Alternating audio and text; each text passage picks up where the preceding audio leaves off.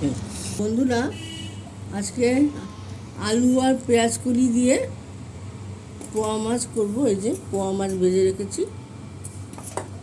এখানে টমেটো আর কাঁচা লঙ্কা, কালো জিরা ফোড়ন দেওয়া হয়েছে। আর এই যে টমেটো আর দিয়ে দিলাম, কাঁচা লঙ্কা দিয়ে দিলাম।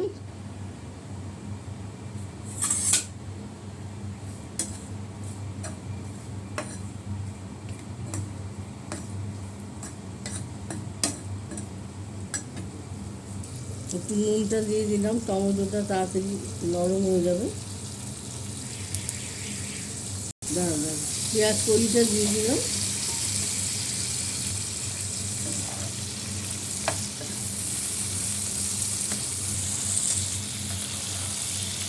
পেঁয়াজ কলিটা ভাজা হয়ে গেছে, আলুগুলো দিয়ে দিলাম।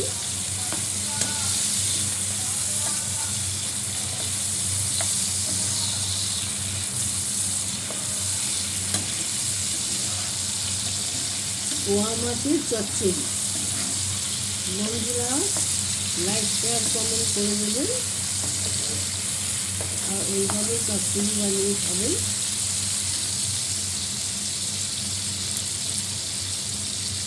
আর এখানে হলুদ গুঁড়ো, লঙ্কা গুঁড়ো আর সর্ষের গুঁড়ো দিয়েছি, ওখানে দিয়ে দিলাম।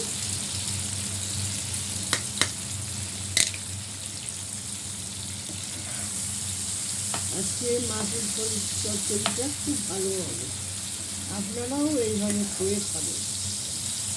লাইক শেয়ার কমেন্ট করে দেবেন বন্ধুরা।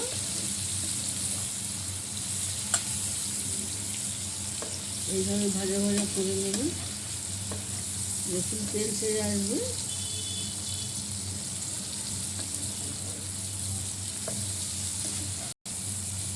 একটু জল দিয়ে দেবেন,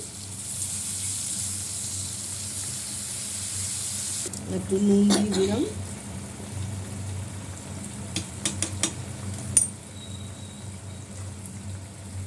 একটু মাখা মাখা হবে।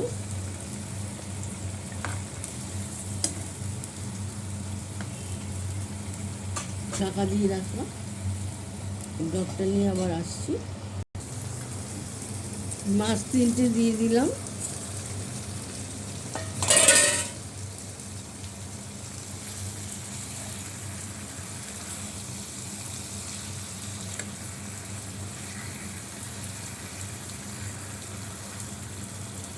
মাখা মাখা করে পোয়া মাছ করবেন, ভালো লাগবে খেতে।